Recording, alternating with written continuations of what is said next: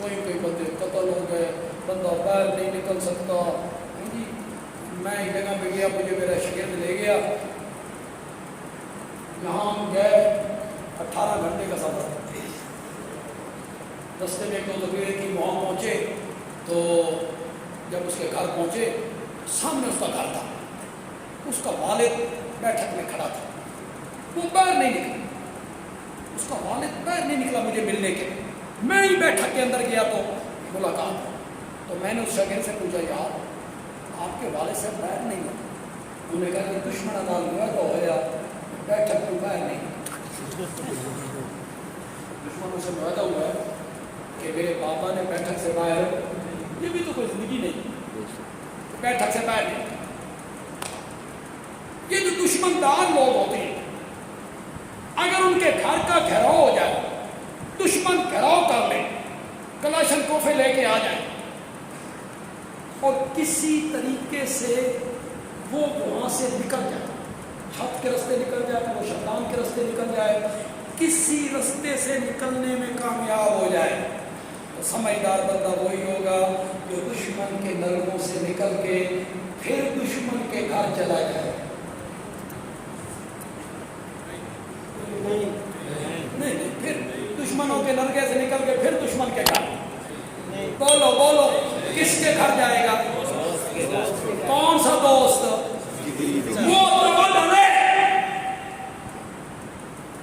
میرے نبی دشمنوں کے نرگے سے نکل کے سب سے معتمد علیہ دوست صدیق اکبر کے گھر رضی اللہ عنہ۔ حضرت علی بدر کے ہیرو ہیں، احد کے ہیرو ہیں، خندق کے ہیرو ہیں،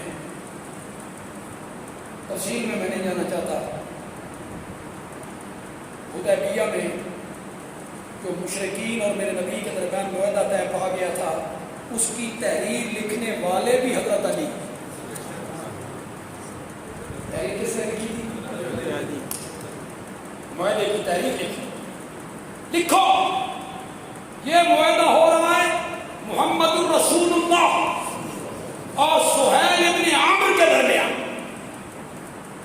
سہیل ابن عامر جو مشرکین کے نمائندے تھے، انہوں نے اعتراض اٹھایا، انہوں نے کہا جی ہم آپ کو اللہ کا رسول مان لیں، جھگڑا کس کا؟ پھر تو جھگڑا ہی کوئی نہیں، ہم تو آپ کو اللہ کا رسول نہیں مانتے، اس رسول اللہ کو کاٹیے، اس پہ لکھیے محمد ابن عبداللہ، اپنے والد کا نام۔ میرے آقا نے فرمایا علی رسول اللہ کاٹ دے، ابن عبداللہ لے۔ حضرت علی نے فرمایا، کہا مجھے کعبہ کے رب کی قسم ہے، حیدر کرار کے جن ہاتھوں نے آپ کے نام کے ساتھ رسول اللہ لکھ دیا ہے، یہ ہاتھ کٹ سکتے ہیں، رسول اللہ کاٹ نہیں سکتے۔ میں نے نہیں کہا، آپ نے میرا ہاتھ رکھ، پھیر دے اس پر، آپ نے اپنے ہاتھ سے کہا۔ جتنے سمجھدار لوگ یہاں بیٹھے، پڑھے لکھے لوگ بیٹھے، آپ میں سے کسی میں جرأت ہے کہ یہ کہے کہ حضرت علی نے میرے نبی کی نافرمانی کی تھی؟ ہے کسی میں جرأت؟ آپ نے فرمایا کاٹ دو، آپ نے فرمایا کاٹ دو، انہوں نے کہا میں نے نہیں کاٹنا۔ کوئی سمجھدار آدمی کہہ سکتا ہے کہ یہ نافرمانی؟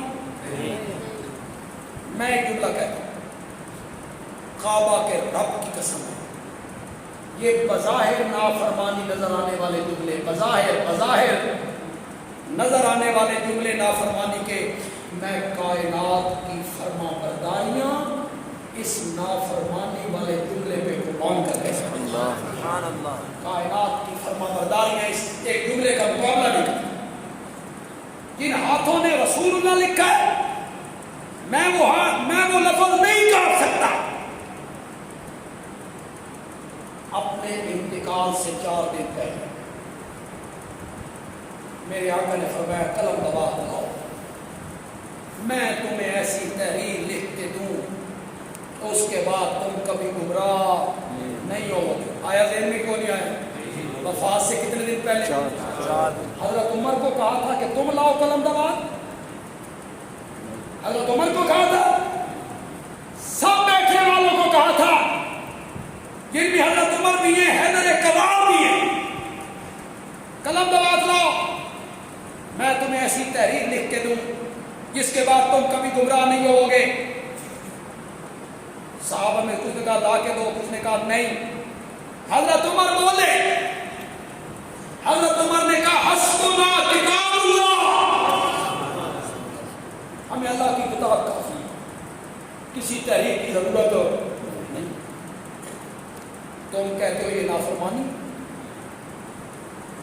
تم حضرت عمر کو مورد الزام ٹھہراتے ہو کہ میرے نبی کے قلم دوات لانے کے جواب میں انہوں نے یہ جملے کیوں کہے حسبنا کتاب اللہ؟ چلو حضرت عمر نہیں لائے، حضرت علی لے آتے،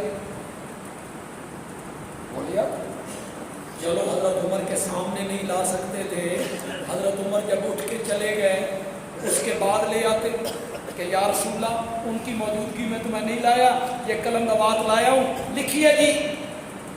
کہتے ہیں حضرت علی کی خلافت لکھنا چاہتے تھے۔ کیا لکھنا چاہتے تھے؟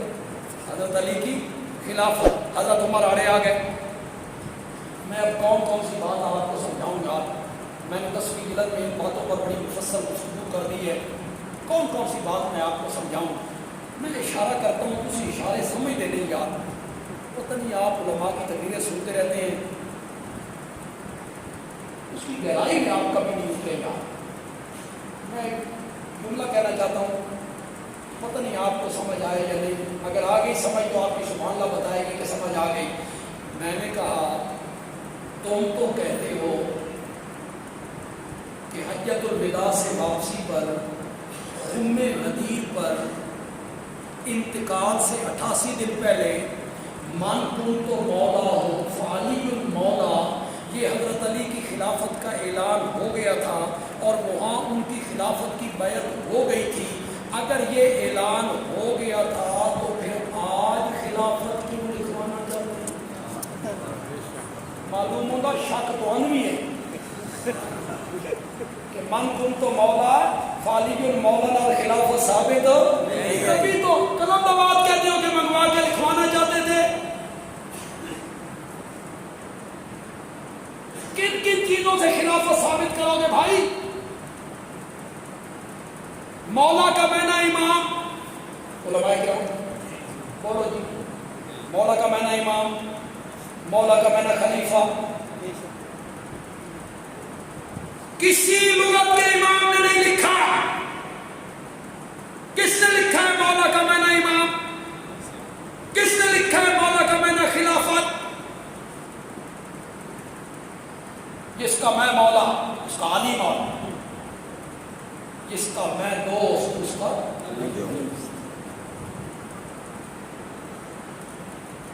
اگر یہ تھوڑا سا موضوع سے ہٹوں گا، ایک جملہ ذہن میں آ گیا یار، وہ اندر کھلوتا نہیں،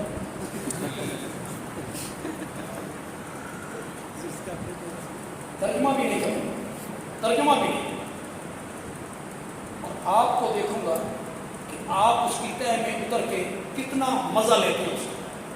میں نے کہا من کنت مولا ہو فعلی المولا، اس نال خلافتاں ثابت نہیں ہوندیاں، ان جملوں سے امامت خلافت ثابت نہیں ہوتی۔ میرے پاس آ، میں تجھے بتاؤں خلافت کس طرح ثابت ہوتی ہے۔ مرو ابا بکر فلیصلی بالناس،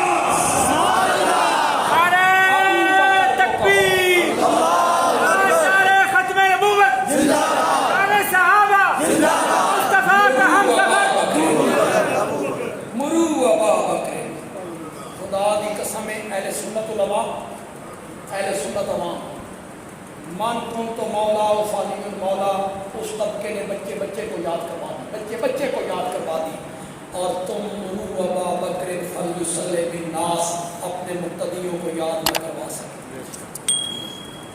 یہ بھی تو سنیوں کی زبان پہ ہوتی یہ حدیث، مرو ابا بکر فلیصلی بالناس، ابو بکر کو کہو میرے مصلی پہ کھڑے ہو کے لوگوں کو نماز پڑھائے۔ مصلی پہ ابو بکر کو کھڑا کیا، تو خلافت کیا نہیں لکھنا چاہتے سب؟ میں کہتا ہوں حضرت ابو بکر کے لکھنا چاہتے تھے، چل تو کہتا ہے علی کے لکھنا چاہتے تھے، میں کہتا ہوں ابو بکر کے لکھنا چاہتا ہوں۔ میرے پاس اس کی دلیل بھی ہے، میرے پاس دلیل، میرے نبی نے حضرت عائشہ سے کہا اپنے بھائی عبد الرحمن کو بلا، اپنے بھائی عبد الرحمن کو بلا، میں تیرے بابا کی خلافت لکھ دوں۔ آگے کیا کہا میرے نبی نے؟ بلا اپنے بھائی کو، میں تیرے بابا کی خلافت لکھ کے دیتا ہوں۔ پھر فوراً میرے نبی نے کہا یا اللہ والمؤمنون، عرش پہ رب انکار کرتا ہے، فرش پہ مومن انکار کرتے ہیں، اگر کسی کی امامت کو مانتے ہیں تو صدیق اکبر کی۔ سبحان اللہ۔ اس واسطے لکھوان کی ضرورت کوئی، اس کی تو دلیل بھی موجود۔ بس آخر میں جملہ کہنے لگا ہوں، نبی پاک نے جو کہا قلم دوات لے کے آؤ، میں تمہیں ایک تحریر لکھ دوں، اس کے بعد تم کبھی گمراہ۔ یہی جملے میرے نبی حجۃ الوداع کے خطبے میں کہہ چکے تھے، بالکل یہی جملے، میں تم میں اللہ کی کتاب چھوڑ کے جا رہا ہوں۔ ایک روایت میں سنت کر گیا، ایک روایت میں سنت کر، ایک روایت میں صرف قرآن کا، میں تم میں اللہ کی کتاب چھوڑ کے جا رہا ہوں، اس کو مضبوطی سے پکڑے رکھو گے تو تم کبھی گمراہ نہیں ہوو گے، کبھی گمراہ نہیں ہوو گے۔ میرا نبی 3 مہینوں کے بعد انتقال سے 4 دن پہلے صحابہ کا امتحان لینا چاہتا ہے۔ انہوں وہ خطبہ یاد ہے، وہ حجۃ الوداع والا میرا خطبہ یاد ہے، میرے نبی نے امتحان لیا اور فاروق اعظم 100 میں سے 100 نمبر لے کے فوراً کہا حسبنا کتاب اللہ۔ حضرت میرے نبی اس پر مطمئن ہو گئے، حضرت عمر کے جواب پہ مطمئن ہو، حضرت علی بھی مطمئن ہو۔ اگر نبی پاک مطمئن نہ ہوتے تو باقی جو 4 دن آپ دنیا میں رہے، پھر آپ نے قلم دوات منگوائی کہیں؟ حضرت علی نے لا کے دی؟ معلوم ہوتا حضرت علی بھی اس جواب پہ مطمئن ہو گئے، اور نبی پاک بھی